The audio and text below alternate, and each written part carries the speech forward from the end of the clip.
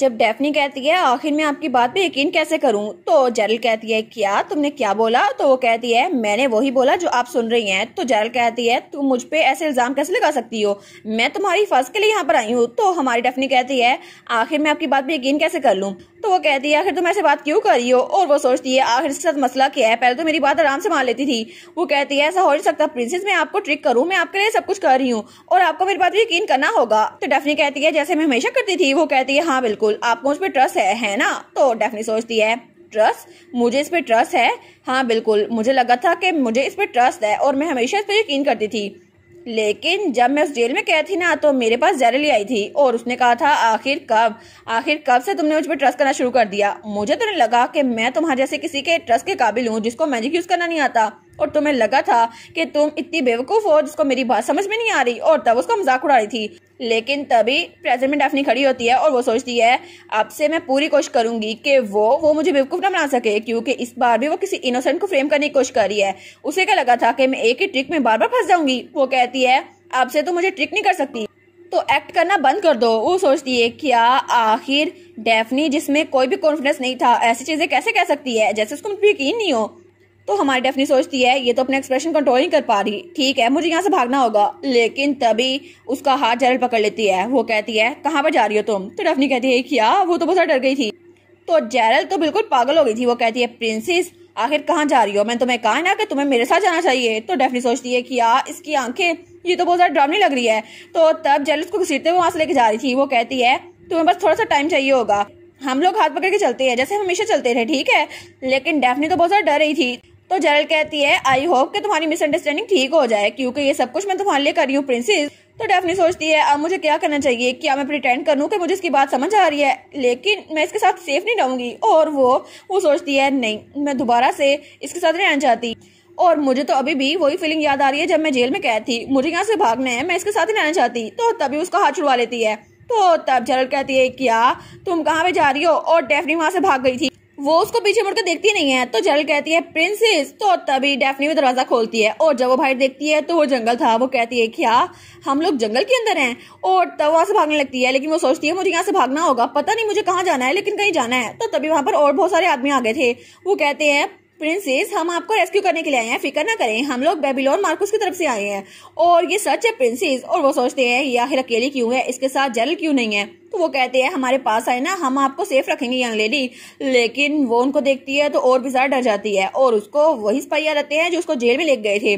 वो कहते हैं हमारे साथ चलो। तो तब हमारी डेफनी वहां से भाग जाती है। वो कहती है नहीं मुझे इनके पास नहीं जाना।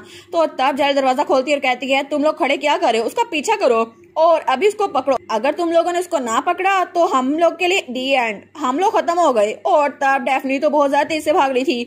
वो सोचती है मुझे यहाँ से भागना ही होगा, लेकिन आखिर ये चीजें मेरे साथ हो क्यों रही हैं? मैं तो सिर्फ पीसफुली जीना चाहती थी, लेकिन ये सब कुछ हो क्यों रहा है? और तभी वो एक जगह पर रुकती है और उसके आगे एक खाई थी और उसे फिर से वही वक्त याद आता है जब पिछली लाइफ में उसकी मौत हुई थी। वो सोचती है कि अब फिर से मुझे मरना पड़ेगा। तो तब जेरल उसके पीछे आ गई थी। वो कहती है प्रिंसेस वहां पे डेंजर है, आप प्लीज यहाँ पर आ जाएं। लेकिन तब वो तो बहुत ज्यादा डर गई थी और तब वो पीछे की तरफ होने लगती है, लेकिन तभी उसका पाँव फिसलता है और वो फिर से नीचे गिरने लगती है। तो तब सब लोग कहते हैं क्या ये मरने वाली है? लेकिन तभी उनके पास से कोई जल्दी से भागता हुआ उसकी तरफ आता है।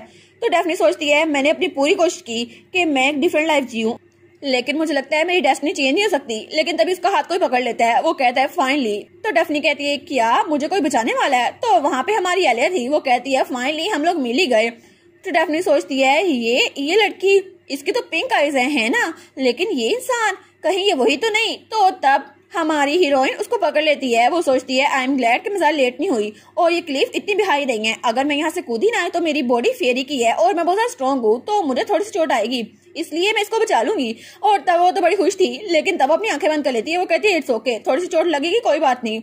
लेकिन तभी वहां पर हमारा सैड्रिक आता है, हमारा हीरो। वो हमारी हीरोइन को भी पकड़ लेता है। वो कहता है तुम ठीक तो हो ना? वो कहती है सैड्रिक आखिर तुम यहाँ पर कैसे आ गए? वो कहता है ये इंपॉर्टेंट है इस वक्त, अगर चीजें जरा गलत हो जाती तो तुम्हें बहुत ज्यादा चोट लग जाती, तुम क्या सोच रही थी?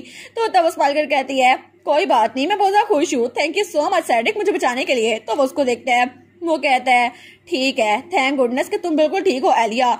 और तब उसने उसकी जान बचा ली थी। और दूसरी तरफ क्लिफ के ऊपर जेरल, वो तो अपनी मुट्ठी बंद किए हुए थी, वो सोचती है ये कहाँ से आ गया। तो एलिया ने उसको पकड़ लिया था, वो कहती है कैलिब कहाँ पर है। तो तब सैडिक कहता है कैलिब वो तो ऊपर ही होगा। तो तब जेरल कहती है ये तो बहुत बड़ी डील है, आखिर ये दोनों यहाँ पर क्या कर रहे हैं। तो बाकी लोग कहते हैं ये लोग तो इंजेंटियर फैमिली से है ना, हमें इसको एक्सेप्ट नहीं करना चाहिए, हम लोग यहाँ से भाग जाते हैं इससे पहले कि सारा इल्जाम हम पे लग जाए। लेकिन तभी जब वो पीछे मुड़ के देखती है तो सब लोग नीचे झुक गए थे और वहां पे कोई आता है। वो कहती है क्या, ग्रैंड ड्यूक। और वहां पे हमारा कैलिब आया था। वो कहता है जो लोग यहाँ पर हैं सबके सब तुम लोग भागने के बारे में सोचना भी मत। और तब तो वो बड़ा खतरनाक लग रहा था। और दूसरी तरफ हमारी हीरोइन ने डेफनी को नीचे उतार दिया था। वो कहती है मिस डेफनी अब ठीक तो है ना, और आपको थोड़ी सी भी चोट लगी है तो मुझे बता दे। तो डेफनी सोचती है ग्रैंड डची के लोग यहाँ पर क्या कर रहे हैं। तो वो कहती है आप लोग यहाँ पर क्यों आए हैं। वो कहती है ऑफ कोर्स मिस डेफनी हम आपको बचाने के लिए आए हैं, और आपको पता है वहाँ पे मैजिक सप्लाई में थोड़ा सा मैजिक बचा हुआ था जिसकी वजह से हमें इस लोकेशन का पता चल गया, और ये सब कुछ मार्कोस और बेबीलोन ने करवाया है और हम आपको बचाने के लिए आए हैं। वो कहती है क्या मुझे बचाने के लिए। तो हमारी एलिया स्माइल करती है। वो कहती है हाँ मैं बहुत ज्यादा खुश हूँ कि आप सेफ हैं। तो डेफनी कहती है क्या आप खुश हैं। तो एलिया कहती है अरे हाँ इंट्रोडक्शन तो बहुत ज्यादा लेट हो गया ना, मेरा नाम एलिया है और मैं सैडिक से शादी करने वाली हूँ। वो कहती है एक्सक्यूज मी। तो हमारी एलिया कहती है हाँ क्या हुआ। तो वो कहती है क्या मैं आपका हाथ पकड़ सकती हूँ। तो एलिया कहती है अच्छा ठीक है, मुझे लगता है कि आपको थोड़ा सेफ जगह पे जाना चाहिए, तो आप तब तक मेरा हाथ पकड़ लें। वो कहती है थैंक यू, और तब उसका हाथ पकड़ लेती है और तब वो तीनों बड़े खुश थे और डेफनी भी थोड़ी रिलैक्स हो गई थी। वो सोचती है इसका हाथ तो कितना वार्म है ना, और मैं तो बहुत ज्यादा डर गई थी क्योंकि मुझे याद आया कि मैं अकेले भाग रही थी, लेकिन अभी कितना कंफर्टेबल लग रहा है और ये तो बिल्कुल ऐसा है कि मुझे बिल्कुल भी डर नहीं लग रहा। तो एलिया सोचती है इसके लिए तो बहुत ज्यादा स्केरी होगा ना। तो तब वो कहती है सैडिक। तो सैडिक कहता है हाँ क्या हुआ। तो उसके कान में कहती है मार्कोस और बेबीलोन को क्या हुआ, जेरिल और बाकी के लोग जिनकी हम बात कर रहे थे वो लोग कहाँ हैं।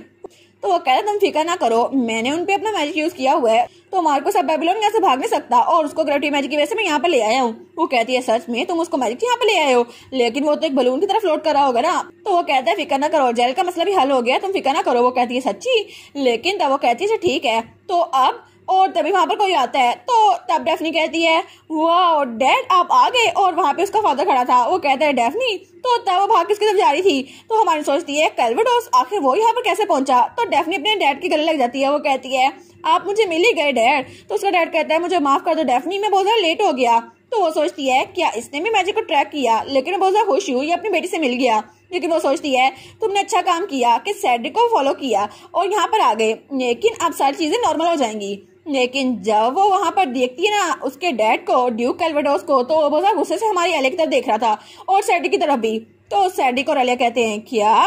तो हमारी सोचती है ये ऐसे क्यों घूर है हमें। तो वो कहता है तुम लोग तो बहुत ज्यादा कॉन्फिडेंट हो। तो डेफनी कहती है डैड आप क्या कर रहे हैं। तो तब अपना मैजिक यूज करने लगता है और कहता है तुम लोग की हिम्मत कैसे हुई कि मेरी इजाजत के बगैर मेरी बेटी को हाथ लगाओ, तुम लोगों ने उसे किडनैप करने की कोशिश की थी।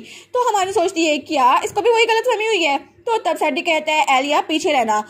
तो हमारी एलिया सोचती है कैल्वेडोस को पता होना चाहिए कि हमने क्या किया है। वो कहती है प्लीज हमारी बात तो सुने। तो कैल्वेडोस कहता है तुम लोग शो ऑफ करना बंद करो, और मैं समझ सकता हूँ कि तुम लोग अपने गुनाहों को छुपाना चाहते हो। वो कहती है नहीं नहीं ऐसी बात नहीं है, अब हमें क्या करना चाहिए। वो सोचती है ये तो डेफनी की बहुत ज्यादा कदर करता है, लेकिन फिर भी ये रैशनल नहीं हो रहा, इसको तो बेवकूफ बनाया जा रहा है, मार्कस बेबीलोन इसको बेवकूफ बना रहा है। तो तब डेफनी का डैड तो बहुत ज्यादा गुस्से में हुआ था और वो अपनी पावर बहुत ज्यादा यूज कर रहा था। वो सोचती है बस हमें थोड़ा सा काम डाउन करना होगा इसे, फिर कुछ हो सकता है। लेकिन तभी डेफनी अपने डैड का चेहरा पकड़ लेती है। वो कहती है बस कर दे डैड। तो उसका डैड कहता है क्या हुआ डेफनी। तो वो कहती है बस कर दे, उन्होंने मेरी जान बचाई थी। तो वो दोनों कहते हैं क्या इससे सच में उसको रोक दिया।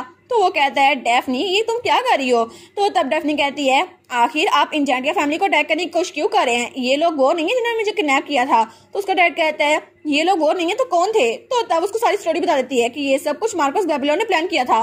तो तब उसका डैड कहता है लेकिन वो ऐसा क्यों करेंगे। तो वो कहती है इन्होंने मेरी जान बचाई है, जब मैं क्लिफ से नीचे गिर रही थी ना तो इन्होंने मेरी जान बचाई थी। वो कहता है तुम क्लिफ से भी नीचे गिर रही थी। वो कहती है जी जी, लेकिन आप मुझे ये बताएं कि आपको मार्कोस बेबीलोन पे इतना ट्रस्ट क्यों है, ये सब कुछ उन्होंने प्लान किया था। वो कहता है क्या आखिर वो ऐसा प्लान क्यों करेगा। तो तब हमारी एलिया भी सोचती है क्यूरियस तो मैं भी बहुत ज्यादा हूँ, क्योंकि नावल में तो कभी ये जिक्र नहीं आया कि उसको मार्कोस बेबीलोन पे इतना ज्यादा एतमाद था, लेकिन पता नहीं ये ट्रस्ट कहाँ से आया उस पे। लेकिन तब वो सैडिक को देखती है और सोचती है पता नहीं सैडिक तो इसको बहुत गुस्से में लग रहा है और वो अपना गुस्सा बहुत मुश्किल से काबू किए हुए था। तो तभी वहां पर कोई और आता है, वो था हमारा कैलिब। वो कहता है ड्यूक ऑफ मैरीनेस्ट मुझे आपसे एक बात करनी है। तो हमारी कहती है कैलिब तुम कहाँ पे थे, तुम आ गए। लेकिन तब कैलिब तो बड़े गुस्से में कहता है अभी पहले मुझे ये बताएं कि आखिर ड्यूक आपके एक्शंस का मतलब क्या था। तो हमारी वाला कहती है ये इतने गुस्से में क्यों लग रहा है। तो वो कहता है आपको नहीं पता आप क्या करने वाले थे, आप अभी मेरे भाई और मेरी सिस्टर इन लॉ पे हमला करने वाले थे, आखिर आपकी हिम्मत कैसे हुई। तो तब डेफनी और उसका डैड कहते हैं क्या। तो तब हमारी अले सोचती है कैलिब की वॉइस और एक्सप्रेशन इतने जरा खतरनाक क्यों लग रहे हैं, और कैलिब तो बहुत ज्यादा गुस्से में आ गया था अपनी फुल विलन फॉर्म में। वो कहता है मुझे जवाब दें ड्यूक ऑफ मैरीनेस्ट, आखिर आपकी हिम्मत कैसे हुई एलिया पे हमला करने के लिए, और आप हमारी फैमिली को समझते क्या हैं। और इसी के साथ ये वाला पार्ट यहीं पर ख़त्म। तो आप लोग बताइएगा आप लोग को ये पार्ट कैसा लगा, और वीडियो को लाइक और चैनल को सब्सक्राइब लाजमी कीजिएगा। बाकी वीडियोस का लिंक भी स्क्रीन पर नज़र आ रहा होगा, तो काइंडली उनको भी चेकआउट कर ले। और thank you so much for watching my videos. Stay safe, bye bye.